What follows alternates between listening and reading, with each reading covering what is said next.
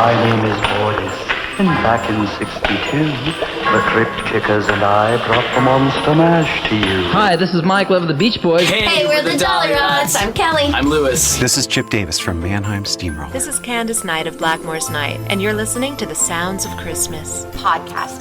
Hi, I'm Ken Kessler, and welcome to the Sounds of Christmas podcast. If you're new to this podcast, I want to start by saying thanks for joining us. If you're not new, welcome back. Either way, I'm glad you're here. Now, to avoid any confusion, I want to start off by saying there won't be any music played here. This is a place for conversation. I'll talk about Christmas music and some related topics, sometimes by myself and sometimes with guests. If you're looking for music, just go to soundsofchristmas.com and click on the tree or the player on the front page or on the Listen Now page. We play the best variety of Christmas music all year long. Well, except in October, when we play the best variety of Halloween music. And if you're listening this week, you might have noticed that. Our music this month is much different than what we normally play on the Sounds of Christmas. Throughout all of October, we're the Sounds of Halloween, playing spooky songs for the current season while we get hundreds of new Christmas songs loaded and ready to go. The philosophy behind the Sounds of Christmas is that there's a lot of great Christmas music out there, and most traditional radio stations stick to a tired, short list of songs that get played over and over. We play a very wide variety, and in addition to your favorites, we play some artists and some versions of songs that you may not be familiar with, but we think you're going to like them. We also do the same thing in October with Halloween music. For example, we play a song you probably know called Monster Mash. We play lots of versions of Monster Mash, and I'll get to that in a moment. But first, I wanted to share a little info about the song. The original Monster Mash was released as a single in August of 1962 by Bobby Boris Pickett. It was also released on Bobby's album of the same name, which included other spooky songs, many of which you'll also hear on the Sounds of Halloween. It took Monster Mash almost 2 months to make it all the way to the #1 spot on the charts, and all these years later, it continues to remain successful, generating around $1 million in royalties every year. In the early 1960s, Bobby Pickett was an aspiring actor who sang with a band called the Cordials. He did that at night while going to acting auditions during the day. One night, while performing with the band, he did a monologue in imitation of horror movie actor Boris Karloff while performing the Diamonds' hit song Little Darlin'. The audience loved it, and fellow band member Lenny Capizzi encouraged Pickett to do more with the Karloff imitation. Shortly after that, Pickett and Capizzi composed Monster Mash and recorded it with Gary Paxton and Leon Russell on piano, with the band credited as the Crypt Kickers. They also had a group of background singers that included Darlene Love. The song was partially inspired by Paxton's earlier novelty hit, Alley Oop, as well as by the mashed potato dance craze of the time. The producers made extensive use of sound effects in the recording. The sound of a coffin opening was imitated by a rusty nail being pulled out of a board. The sound of a cauldron bubbling was simulated by water being bubbled through a straw, which the Beatles would later copy on their hit Yellow Submarine. The BBC banned the record from airplay in 1962 on the grounds that the song was, quote, too morbid, end quote. But it was later performed on the network's television program, Jukebox Jury, by the novelty group The Children of the Night. Monster Mash was re-released several times, appearing on the Billboard charts again in 1970 and 1973. In fact, in 1973, it made it all the way up to number 10. Monsters Holiday, a Christmas-themed follow-up, was recorded by Bobby Pickett and released in December 1962, peaking at number 30 on the Billboard chart. In 1974, Buck Owens reinvented Monsters Holiday, giving it the title It's a Monsters Holiday. That song peaked at number 6 on Billboard's country chart in mid-September of the same year, and number 9 in Canada.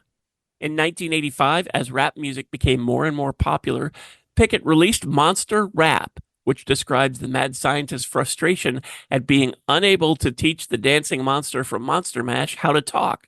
The problem is solved, so to speak, when he teaches the monster to rap. In 1989, Stuart Hirsch began managing Bobby Pickett. When he found out that Pickett did not own the master recording of Monster Mash, the two worked to record a perfect copy of the original Monster Mash just a few years later in 1993, and they used that to undercut the owners of the original track, Universal. According to Hirsch, the company was unconcerned with the song's legacy and was instead preoccupied with how much money they could get off of it. Pickett was missing out on thousands of dollars in licensing fees, but Hirsch and Pickett's goal was not just to make money. They wanted to help keep Monster Mash relevant by making Monster Mash affordable to independent production houses. They ensured it would always have a place in culture. A movie musical based on the song starring Bobby Pickett was released in 1995.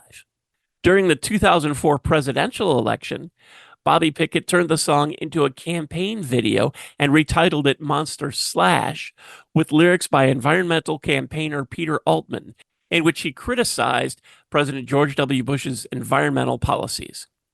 There have been lots of covers of Monster Mash over the years, some by artists you know and some by names that may not be familiar to you.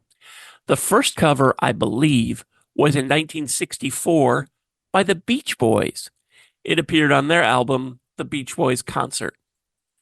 The Bonzo Dog Doodah Band played a version in the UK on the TV series Do Not Adjust Your Set, and then later recorded a version for their 1969 album Tadpoles. In 1977, horror legend Vincent Price recorded a version as a single. Retro group Sha Na Na recorded a version in the 80s, and singer-songwriter Andrew Gold recorded a version for his Spooky Scary Skeletons album in the 90s. That version also featured Linda Ronstadt and Stephen Bishop. The punk group The Misfits also recorded it in the 90s, and then again in 2003. A few years later, Mannheim Steamroller recorded it for their first Halloween release. That same year, Hayseed Dixie also recorded it. Ray Stevens recorded a version in 2012, followed by the Dollyrots a few years later. And a few years after that, both Pomplamoose and Peter Hollins included Monster Mash in Halloween-themed medleys. It's also been covered by Arthur Brown, Faster Pussycat, Joe Bob Briggs, and Larry the Cable Guy. This past August, Alice Cooper released a version on the charity collection Solid Rock Revival Rock for Children. So it's quite possible that when you listen this month, you could hear a version of Monster Mash that sounds different than what you're expecting. We also have lots of versions of The Purple People Eater, besides the original by Sheb Wooley, including versions by George Thorogood and Judy Garland, not together. And musical interpretations of Edgar Allan Poe's The Raven by at least half a dozen artists, including the Alan Parsons Project and Lou Reed, also not together. There are lots of songs from Disney movies and shows, and lots of songs from horror movies and scary TV shows, alongside sillier songs from parodies and comedies, even some Broadway show tunes. I think the oldest song in rotation this month is still Robert Johnson's Crossroad Blues. The newest might be something from the new Marvel show Agatha All Along, or from Duran Duran's deluxe edition of their Dance Macabre album. I guess the point I'm trying to make is that I hope you enjoy listening, and that you don't have to worry about hearing the same version of Monster Mash over and over. I'm looking forward to the new season of The Sounds of Christmas and sharing tons of new music with you, but for now, I hope you have fun with the sounds of Halloween. Thanks so much for listening and helping me share some Christmas spirit and some Halloween spirit, and for continuing to support the Sounds of Christmas station and podcast. I told you how to listen to the station, and you're listening to the podcast now, so my work here is just about done.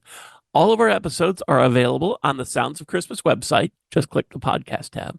And we also have a Linktree page, and I'll put a link to that down in the show notes, that lists most, if not all, of the streaming sites that carry our podcast. So you can scroll down, find your favorite, click on over, subscribe, and you'll never miss another episode. If you have comments or suggestions on this episode, previous episodes, The Sounds of Halloween, The Sounds of Christmas Station, feel free to reach out to me on social media or through the website. And if you're listening to this episode on your phone, you can also click the Send Us a Text Message link and connect that way. Thanks again. May you always believe in Santa Claus and the Great Pumpkin.